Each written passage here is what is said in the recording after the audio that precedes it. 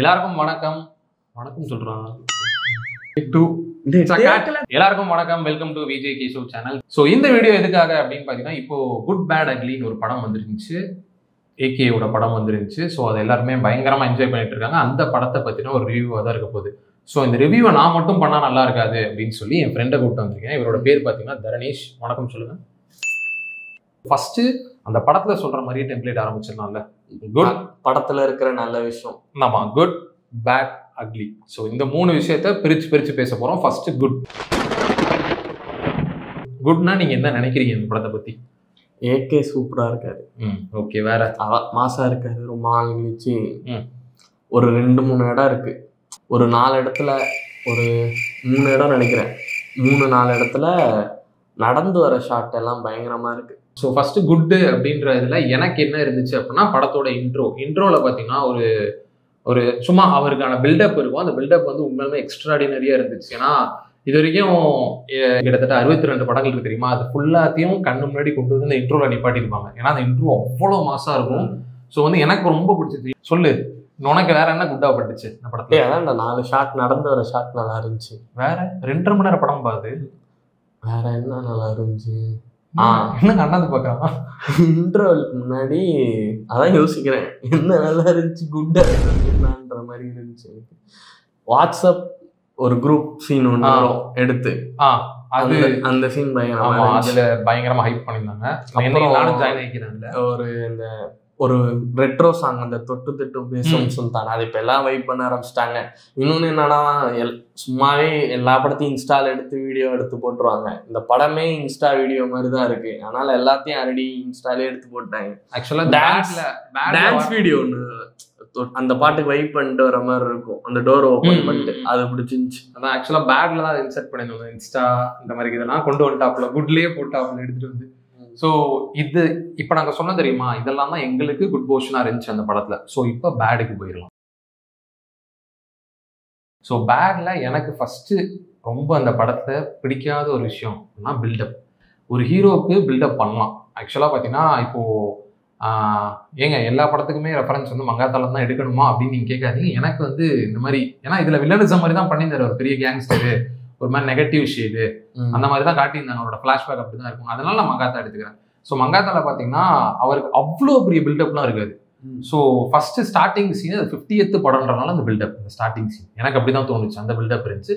அதுக்கப்புறம் எல்லாமே நார்மலாக இருக்கும். அவர் கேரக்டர் எப்படி எல்லாத்துக்கும் ரியாக்ட் பண்ணும் அப்படின்றதான் படமே. ஸோ அப்படி தான் மூவ் ஆகும். ஒரு கேரக்டருக்குள்ளேயே ரிவால்வ் ஆகும், போயிட்டே இருக்கும். அது ஒரு மாஸ் சீன் அப்படிலாம் எதுவுமே கிடையாது. பிஜிஎம் ப்ளஸ் அந்த சீனில் அவர் பண்ணுறது உண்மையுமே நம்மளுக்கு மாசாக தோணும்.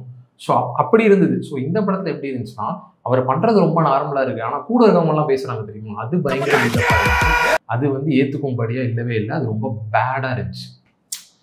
எனக்கு ஓப்பனா சொல்லணும்னா, எனக்கு ட்ரிபிள் ஏ பார்ட் 2 வந்த மாதிரி தான் இருந்துச்சு பார்க்கும் போது. ஓகே. இன்னொன்று தமிழ் படம், மிர்ச்சி சிவாவோட தமிழ் படம் ஸ்பூஃப் வைப்ல இருந்துச்சு. அதில் ஃபன்னா பண்ணியிருப்பாங்க. இதில் வந்துட்டு அதையே சீரியஸாக எடுத்து பண்ண மாதிரி இருக்கு. நமக்கு வந்து இப்போ மங்காத்தா, பில்லா, ஆரம்பம், இந்த மாதிரி சில பில்லா இந்த மாதிரி படங்கள்லாம் நம்ம திரும்ப பார்க்கும் போதே நமக்கு மூமெண்ட்டாகவே எல்லா விதமே நமக்கு ஞாபகம் இருக்கும். ஆனால் குட் பேட் அக்லியில் என்ன பிரச்சனையா இருந்துச்சுன்னா, அந்த படத்தோட ரெஃபரன்ஸ்லாம் சொல்கிறாங்க. படம் முடிச்சுட்டு வந்து யோசிச்சு பார்க்கும்போது எந்த சீனுமே மனசுலேயே பதிகிற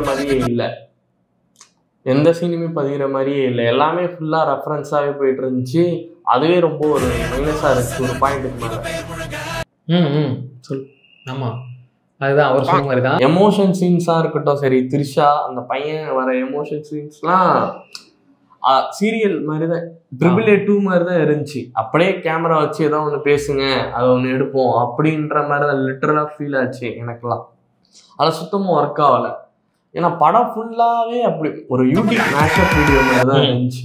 ஆமாம், அது முக்கியமான இன்னொரு பாயிண்ட் என்ன அப்படின்னா, பேடில் இப்போ யூடியூப்ல போயிட்டு ஏகே மேஷப் அப்படின்னு போட்டிங்கன்னா எக்ஸ்ட்ரா நிறைய அவ்வளோ மேஷப்ஸ் இருக்குது. அதெல்லாம் பார்த்தீங்கன்னா இதை விட பெட்டராக இருக்கும் ஆக்சுவலாக. எனக்கு அப்படி தான் தோணுச்சு படம் பார்க்குறப்போ. ஏன்னா அவ்வளோ எப்படி சொல்கிறதுங்க, நீங்கள் சும்மா எல்லா படத்தையும் எடுத்து போட்டு நான் ஏகேக்கு ஒரு படம் பண்ணுறேன் அவரோட ஃபேன் பாய் அப்படின்னா, இல்லை ஃபேன் பாய்னா நீங்கள் அப்படி பண்ணிருக்கலாம். நான் ஏகே சார் இது வரைக்கும் பார்க்காத ஒரு விஷயம் இருக்குது தெரியுமா, அப்படி காட்டியிருக்கலாம் நீங்கள். அதை விட்டு எல்லாத்தையும் எடுத்து போட்டு நான் தான் அதெல்லாம் பார்த்துட்டேன் சின்ன வயசுல. அந்த படத்தை பார்த்தா அவரோட ஃபேனா இருக்கேன். திரும்ப நான் எதுக்கு அதே பார்க்கணும்? ஒரு ஃபேனா நீங்க என்ன பண்றீங்கன்னு பார்க்கணும் தான் நான் படத்துக்கு வந்திருக்கேன். இப்போ மாசுன்றது இப்போ சில சீனை பத்தி சொல்லலாம். நம்ம சொன்னா புரியும்னு நினைக்கிறேன். இப்போ வந்துட்டு மங்காத்தா பத்தி எல்லாருமே பேசிட்டாங்க. ஸோ அதனால மங்காத்தா வேணாம். ஆரம்பத்தில் பார்த்தோன்னா இந்த லிஃப்ட் ஓப்பன் ஆகிற சீன் இருக்கும்ல, ஆரம்பம்னு தோணுச்சு. ஆரம்பத்துலேருந்து ஒரு மாசீனை வேற எடுத்து இதில் வச்சுட்டாங்க. அந்த கையை பிடிச்சி கண்ணாடி போடுற சீனையும் எடுத்து வச்சுட்டாங்க. ஆனால் அந்த சீனை லிஃப்ட் ஓப்பன் ஆகிற சீன் இருக்கும். என்னன்னா அஜித் வந்துட்டு அதுலேயும் ஆன்டி ஹீரோ தான். ஆன்டி ஹீரோ வந்துட்டு ஆர்யாவை மிரட்டுவார். நயன்தாராவை கடத்தி வச்சுட்டு மிரட்டுற மாதிரி, அந்த ஹீரோயின் டாப்ஸியில் கடத்தி வச்சுட்டு மிரட்டுற மாதிரி இருக்கும்.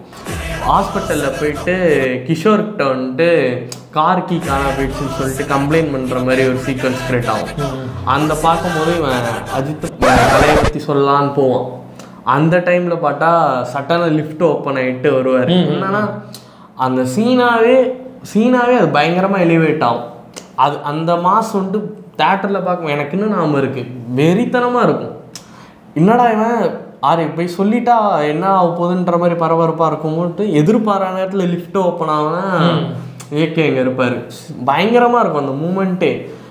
இந்த மூமெண்ட்டுக்கு வந்துட்டு எந்த ரெஃபரன்ஸும் வச்சு கிளாப் வர வைக்க தேவையில்ல, எதுவுமே பண்ண தேவையில்ல. ப்ராப்பராக ரைட்டிங்லேயே அந்த இதை கொண்டு வரலாம். ஏன்னா விஷ்ணுவர்தன் வந்து பில்லாலி எதை பண்ணியிருப்பார், ஆரம்பத்தில் எது பண்ணியிருப்பார். பயங்கரமாக எனக்கு தெரிஞ்சு பெஸ்ட்டாக காட்டினதுன்னு கேட்டால் விஷ்ணுவர்தன் தான் சொல்லுவேன். ஸோ நம்ம கம்பேர் பண்ணக்கூடாதுன்னு சொல்ல. ஆனால் இப்போ என்ன ஆயிடுச்சுன்னா எல்லாமே ரெஃபரன்ஸு, எல்லாமே பழைய பாட்டிலேருந்து எடுத்து பண்ணுறேன், எல்லாமே ரெஃபரன்ஸாக எடுத்து பண்ணும் போது நீங்கள் என்ன பண்ணுறீங்கன்ற மாதிரி எனக்கு கேள்வி வருது. இன்னொரு விஷயம் நார்மலாகவே மியூசிக் அதுதான் சொல்லுவாங்க. நார்மலாகவே என்னன்னா, இப்போ நீங்கள் ஒரு தேட்டருக்கு போகிறீங்க அப்படின்னா இந்த மாஸ் சீன்ஸ்லாம் வர பார்த்தீங்கன்னா பிஜிஎம் வந்து பீக்கில் இருக்கும் போடுவாங்க. நம்ம பாடி நார்மலாகவே கூஸ் பம்ப்ஸ் வரும். நம்மளே அறியாமல் நம்ம சில நேரம் கத்தெல்லாம் செய்வோம். இல்லை என்னடா சீன் இப்படி இருக்கே அப்படிலாம் யோசிப்போம். சீன் மட்டமாக தான் இருக்கும். ஆனால் வந்து நம்ம இந்த மியூசிக் எல்லாம் போடுறோம், நம்ம பாடி தானே ரியாக்ட் ஆகும் அதுக்கு.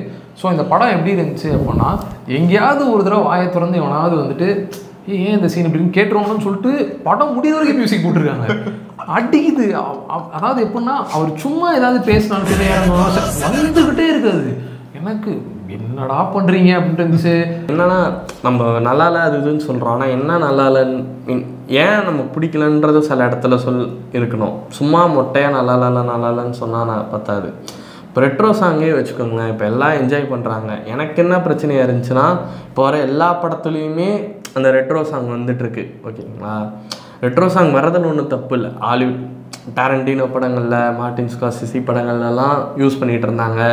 தமிழில் லோகேஷ்க்கெலாம் முன்னாடி குமாரராஜாலாம் யூஸ் பண்ணிகிட்டு இருந்தார். ஸோ இப்போ எல்லா படங்கள்லேயும் ரெட்ரோ சாங்ன்றது படத்துக்கு போனாலே இப்படி ஒரு மூமெண்ட் இருக்க போது ஒரு 2 பழைய பாட்டு போட்டு ஒரு சீக்வன்ஸ் வர மாதிரி மைண்ட் செட் ஆயிடுச்சு. கன் எடுத்து ஷூட் பண்ண போகிறாங்க, ஒரு பழைய பாட்டு வரப்போகுதுன்றது ஓப்பனாக சொல்லணும்னா பார்த்து கொஞ்சம் மாதிரி வேறு எதாவது பண்ணுங்கடான்ற மாதிரி வந்துருச்சு. இந்த படத்தில் இதை அடுத்த லெவலுக்கு கொண்டு போயிட்டாங்க. என்னன்னா அடிக்கடி போட்டுக்கிட்டே இருக்காங்க பாட்டு. அதான் இப்படி சொல்கிற இவன் தான் வந்து பிரியா வாரியர் வரப்போ இந்த ரெட்ரோ சாங் கொஞ்சம் நல்லா இருக்கும், அது மட்டும் நல்லா இருக்கு பார்த்தீங்களா. அது ஓகே தான், அதை விட்டுரு, அதில் கணக்கு எடுத்துக்க ஓகேவா. மற்றபடி ஆனால் வந்துகிட்டே இருக்கும் போது அதுவுமே அந்த பிளி பாட்டுலாம் இருந்துச்சுல படத்துக்கு முன்னாடி, அந்த 3 மணி நேரத்துக்கு அதுக்கு முன்னாடி தான் அந்த பாட்டு விட்டாங்க. அந்த பாட்டு விடும் போது நான் நினச்சேன் போடு தேட்டரில் வந்துட்டு தெரியா இருக்க போகுது அப்படின்னு நினச்சேன். பட் ஆனால் படத்தில் அந்த பிளேஸ்மெண்ட் அந்த சாங் வருதுல்ல, அதுக்கு முன்னாடியே எனக்கு அந்த சகலகா வல்லவன் பாட்டு, அப்புறம் அர்ஜுன் தாஸ் பாட்டு, அந்த மாதிரி ஏகப்பட்ட ரெஃபரன்ஸு அந்த மாதிரி வரும்போது இந்த மாதிரி மூமெண்ட்லாம் வருதுல்ல, அதெல்லாம் என்னால் என்ஜாய் பண்ண முடியல. புரியுதா? ஏன்னா ஆல்ரெடி எனக்கு ஒரு மாதிரி டயர்டாகிட்டேன். ஸோ இந்த மூமெண்ட் வரும்போது அது எனக்கு ஒர்க்கே ஆகலை. அது எனக்கு எரிச்சலை தான் கொடுத்துச்சு. அதே மாதிரி தான் கிளைமேக்ஸுமே கிளைமேக்ஸ் முன்னாடி சிம்ரன் வராங்கல்ல, அந்த டைம்லாம் வந்து சில பேர் என்ஜாய் பண்ணி கிளாப் பண்ணாங்க. எனக்கு பர்சனலாக ஃபீல் என்ன ஆயிடுச்சுன்னா, படம் ஃபுல்லாகவே நீ சொன்ன மாதிரி ரெஃபரன்சஸாகவே நான் பார்த்துட்டு இருக்கும் போது, பில்டப்ஸாகவே கதையே இல்லை பில்டப்ஸாகவே பார்த்துட்டு இருக்கும் போது அந்த மூமெண்ட்லாம் வரும்போது என்னால் என்ஜாய் பண்ண முடியல. ஏன்னா படத்தில் முழுசாகவே ரெஃபரன்ஸாக இருக்குல்ல. ஸோ அதெல்லாம் என்னால் என்ஜாய் பண்ண முடியல. அந்த இதுவாக மூமெண்ட்டெல்லாம் எனக்கு ஒர்க்கே ஆகலை. அதே தான் எனக்கு த்ரூ அவுட் படமாகவே பிரச்சனையாக இருந்துச்சு. கிளைமேக்ஸ்லேயும் சரி எல்லாமே குட் பேட் அக்லின்னாங்க. அதுக்கே மூணுத்துக்கும் எனக்கு வித்தியாசமே தெரியல படம் பார்க்கும்போது. ஆமாம் ஆமாம், மூணுமே ஒரே மாதிரியே இருந்துச்சு. ஆக்சுவலாக வந்து குட் ஒரே மாதிரி இருக்கு, பேட் ஒரே மாதிரி இருக்கு, அக்லி. நானும் தேடிட்டு இருக்கேன் என்ன ஏதாவது ஒரு வித்தியாசம் வரும் அப்படின்னு திரும்ப திரும்ப தேடிட்டு இருக்கேன். டேரக்டர் வேற ஒரு இன்டர்வியூவில் சொல்லியிருந்தார் இந்த மாதிரி நீங்கள் பேட்டில் நல்லா பார்த்தீங்கன்னா ஏகே சார் வந்து சிரிச்சுக்கிட்டே தான் இருப்பார். ஸோ அவர் வந்து ஒரு மாதிரி ஒரு ஷேட்லேயே தான் இருப்பார் அப்படின்னு சொன்னார். பட் படத்தோட 3 ஸ்டேஜஸ்லையுமே ஏகே ஒரே மாதிரி தான் இருப்பார். ஏன்னா ஏகே இன்றைக்கி யாருக்காக மாறினது கிடையாது. ஸோ அந்த படத்துலையும் மாறிக்கவே மாட்டார், அப்படியே இருப்பார். ஸோ எனக்கு அந்த விஷயம் வந்து ரொம்ப ஒரு மாதிரி வியர்டாக இருந்துச்சு. ஏன்னா எதுக்கு அந்த குட் பேட் அக்லின்னு ஒரு 2 to 3 செகண்ட்ஸை வேஸ்ட் பண்ணிட்டு மொத்தமாக எடுத்து விட்டு அதை எடுத்து அதே மாதிரி தான் நம்ம வீடியோவும் பிரித்து பேசணுன்ட்டு ஒரே ஃப்ளோவில். ஆமாம், நீங்கள் என்னடா ஒரே பாயிண்ட்டை சொல்கிறீங்க அப்படின்னா இதுதான் படம் சரியா. ஸோ பிடிச்ச ஒரு டைலாக்டா நீ யாருன்னு எனக்கு. ஐயோ அந்த டைலாக்லாம் அந்த பார்த்திபன் ஒரு படத்தில் சொல்லுவார், யார் எழுதி கொடுத்தான்ற அப்படி பேசிட்டு இருக்கீங்க அப்படின்னு. நீ யாருன்னு தெரியா, நான் யாருன்னு தெரியா, நம்ம 2 பேரும் யாருன்னு யாருக்கும் தெரியும். என்னங்க இது நாங்கள் எதுக்குங்க உட்காந்து பார்த்துட்டு இருக்கோம் அப்படின்ற மாதிரி நான் பார்த்துட்டு இருக்கேன் உட்காந்து. ஸோ ஓவராலாக இவ்வளோதானே படம் பற்றி. இன்னொன்று சொல்லணும், என்ன ரெஃபரன்ஸ் சொல்லி வீடியோ ஃபுல்லாக ரெஃபரன்ஸாக சொல்லி எங்களுக்கும் டயர்ட் ஆகுது, கேட்குறவங்களுக்கும் டயர்ட் ஆகும். படம் பார்க்கும்போது அதே டயர்டு தான். ரெஃபரன்ஸ் மெட்டாஃபரிக்கா உங்களுக்கு புரிய வச்சிருக்காங்க பாருங்க ஸ்டேஜஸாக எப்படி இருக்கு. அதனால ரிவ்யூமே அதனால முடிவு பண்ணிட்டோம். ஒரே ரிவ்யூவில் ஃபுல்லாக ரெஃபரன்ஸ்ன்ற வார்த்தை தான் ஃபுல்லாக இருக்கணும். ஏன்னா படம் ஃபுல்லாக அதுதான் இருந்துச்சு. இப்போ நீங்கள் வீடியோ பார்த்து கூட நினைக்கலாம் ஒரே பாயிண்ட் தானே இழுத்து பேசிருக்கீங்க. அதுதான் படமும். ஏகே தான் மாஸ், அவ்வளோதான். ஏகே தவிர யாருமே இல்லை, அவ்வளோதான் படம். நீங்கள் வெளில என்ன பண்ண போறாரு, ஏகே எப்படி உலகத்தை காப்பாற்ற போறாரு, எதுவும் கிடையாது. ஏகே தான் உலகம் சரியா. ஏதாவது கான்வர்சேஷன்ல ரம்யா கேரக்டரை பற்றி பேசுவோம்னு எதிர்பார்த்தோம். இல்லை பேசல. ஸோ அவ்வளோதான் இந்த படத்தை பற்றினா எங்களோட ரிவ்யூ அவ்வளோதான். இது முழுக்க நீங்கள் நினைக்கலாம் ட்ரால் பண்ணுறோம், இவங்க வந்து ஏகேவோட ஹேட்டர்ஸ் அப்படிலாம் கிடையவே கிடையாது. எங்களுக்கும் ஏகே ரொம்ப விடாமுயற்சி பல படங்கள் ஏகேவோட பார்த்தனால தான் இந்த ஆதங்கம் எங்களுக்கு. ஸோ வந்துட்டு அவ்வளோதான். ஸோ எங்களோட குட் பேட் அக்லி பற்றின ரிவ்யூ அவ்வளோதான். ஸோ இந்த வீடியோ உங்களுக்கு ரொம்ப பிடிச்சிருந்துச்சுன்னா உங்கள் ஃப்ரெண்ட்ஸுக்கெலாம் ஷேர் பண்ணி விடுங்க. சப்ஸ்கிரைப் பண்ணுங்கள் சேனலுக்கு. நன்றி, வணக்கம்.